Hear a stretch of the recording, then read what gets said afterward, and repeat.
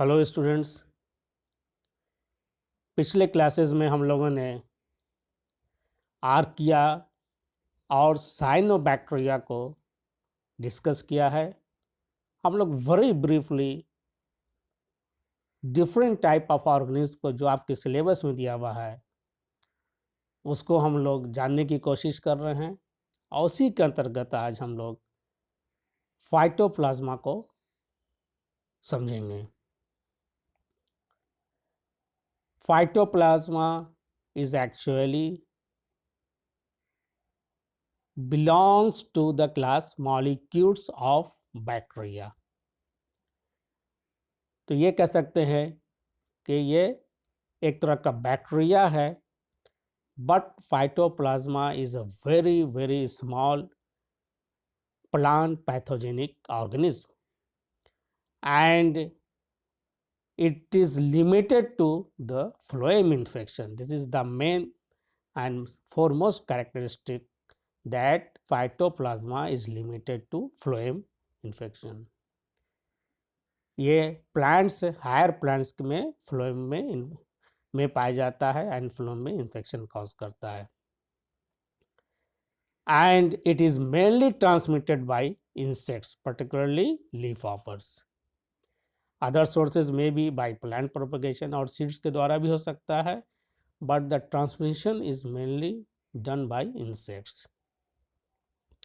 जब पहली बार इसे जाना गया या देखा गया तो इसे माइकोप्लाज्मा लाइक ऑर्गेनिज्म के नाम से बताया गया इसे, because it was very similar to mycoplasma. Like mycoplasma, phytoplasma also lacks a rigid cell wall। इसकी डिस्कवरी को हम लोग थोड़ा जानने की कोशिश करें। फॉर द फर्स्ट टाइम ये जापान में और जापानीज साइंटिस्ट के द्वारा 1967 में इसका पता चला with the help of electron microscope. Doi and his colleagues described the consistent presence of a small pleomorphic bodies which are very much similar to mycoplasmas, जैसा कि मैंने अभी बताया, in ultra thin sections of the phloem sieve elements of plants infected with mulberry dwarf and asteriolus and other yellow type of disease। तो इस तरह के plants का जब बहुत थिन सेक्शन देखा गया और उसको स्टडी किया गया माइक्रोस्कोप के अंदर, इलेक्ट्रॉन माइक्रोस्कोप के अंदर, तब ये देखा गया कि it is a mycoplasma like organism, मिलता जुलता माइकोप्लाज्मा है, and it was named as mycoplasma like organism at that time. Cell size भी उससे मिलता जुलता था माइकोप्लाज्मा से। सबसे इम्पॉर्टेंट चीज़ है कि ये सेल वॉल इसमें नहीं था, सेल वॉल लेस, इसे बैक्टीरिया भी हम नाम देते हैं इसे हम लोग। और ये सेंसिटिव था एंटीबायोटिक टेट्रासाइक्लिन से, which inhibits protein synthesis by binding to the 30S ribosomal subunits of many prokaryotes. So these were the similarities. So Dwyer and his colleagues named them as MLO, that is mycoplasma-like organism.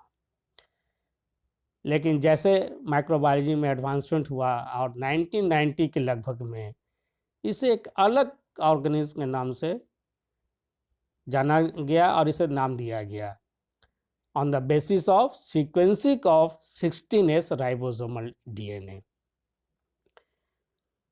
और ये बताया गया कि एमेलोज form monophyletic group that is quite distinct from evolutionary point of view from mycoplasmas।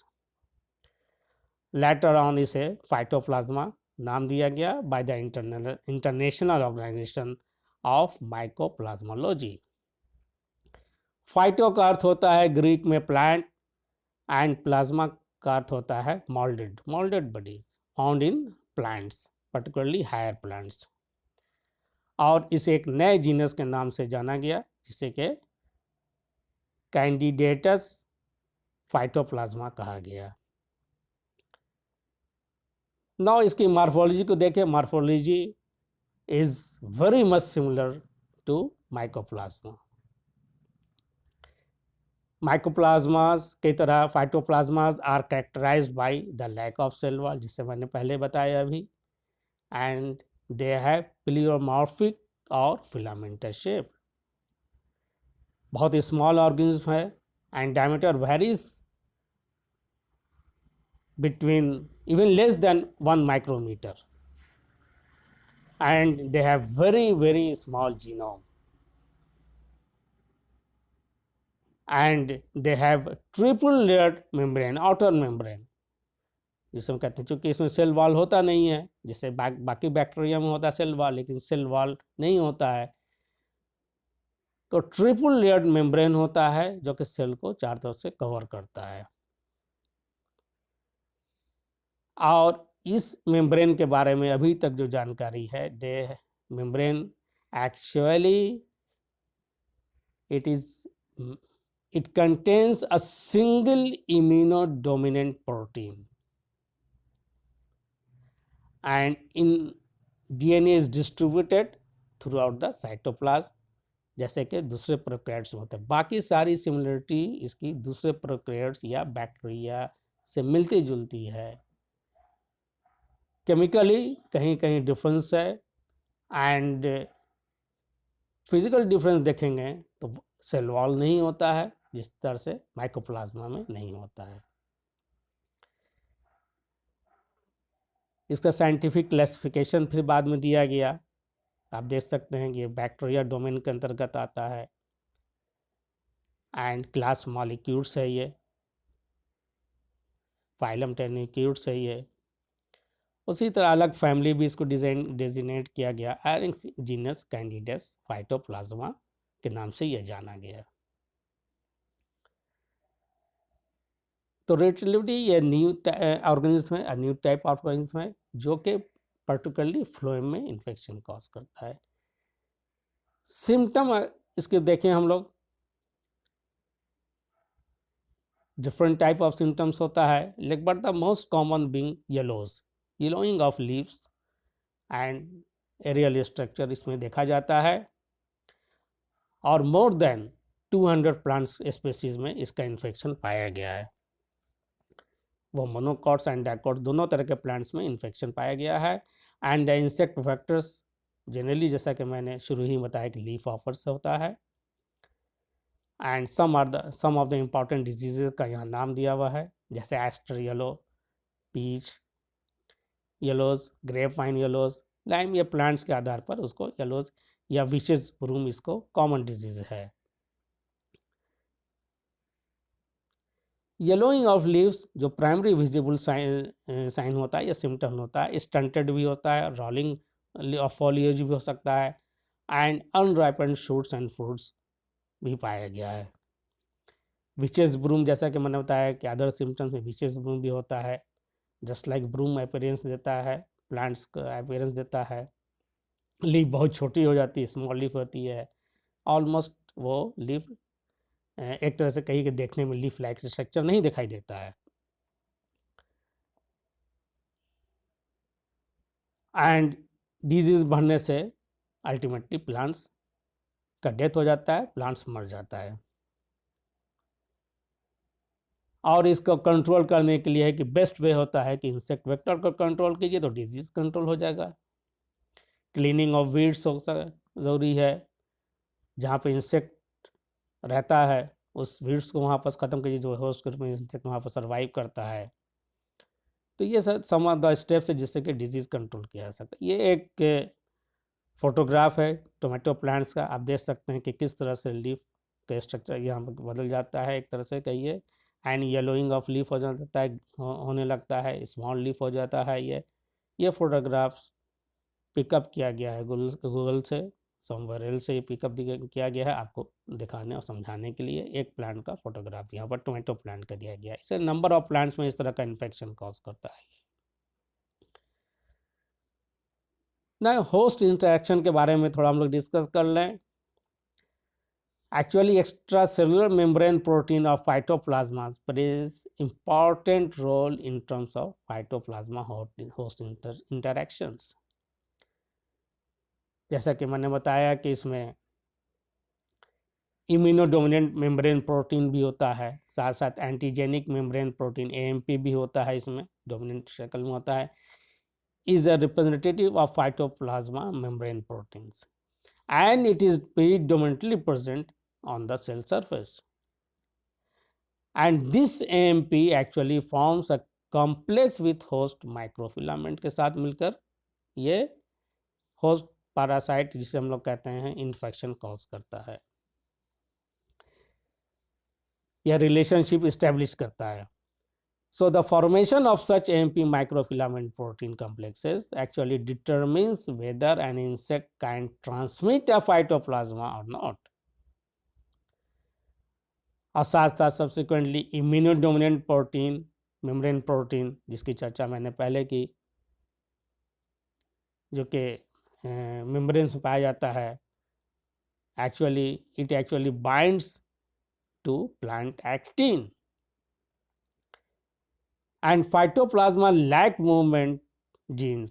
So this implies that actin binding facilitates phytoplasma transport within sieve elements. तो ये binding actually facilitate करता है इसके मूवमेंट को sieve elements या उनके अंतर्गत या फ्लोएम के अंतर्गत थ्रू द sieve plates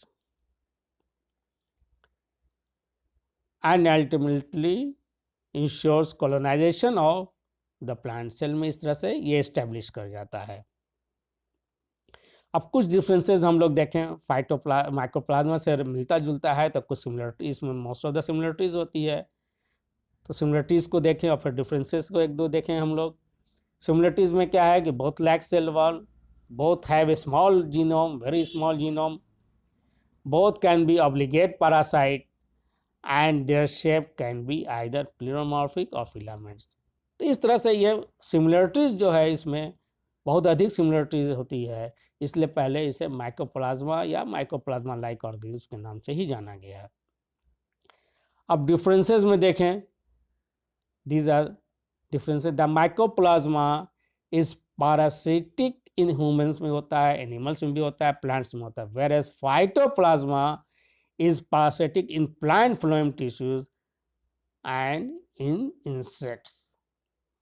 तो ये मेनली चूंकि प्लांट फ्लोएम टिश्यूज पर ही ये पासाइट होता है, पाया जाता है, सो इसे एक अलग, और क्योंकि इसका लिमिटेड है, बहुत लिमिटेड ये होस्ट है, ये है इसका, और फ्लोएम के बाहर इसका इन्फेक्शन नहीं देखा गया है, जबकि माइक्रोप्लाज्मा कई जगह, हर जगह ह्यूमन्स, एनिमल्स, प्लांट्स में भी इन्फेक्शन कॉज करता है। सो it was named as phytoplasma. Phyto means जैसा कि मैंने बताया plant. And mycoplasma can be grown in isotonic medium, while culturing of phytoplasma is not confirmed in artificial medium. So ये strictly obligate parasite है, दोनों ही parasite है, लेकिन it can mycoplasma का कल्चरिंग पता है, आइसोटोनिक मीडियम हो सकता है, इसके कल्चरिंग के बारे में अभी आर्टिफिशियल मीडियम में इसे कल्चर नहीं किया जा पा रहा है। अगर कुछ एक्सपेरिमेंट हुए हैं तो वो अभी प्रीलिमिनरी स्टेज में हैं। So this is all about phytoplasma, जो कि आपके ऑर्गेन्स की जो हम लोग डिस्कशन कर रहे हैं। इससे पहले हम लोग ने, जैसे हमने बताया, साइनोबैक्टीरिया पिछले क्लास में हम लोग पढ़ा था, आर्किया के बारे में पढ़ा था, आज हम लोगों ने फाइटोप्लाज्मा को ख़त्म किया। So thank you very much.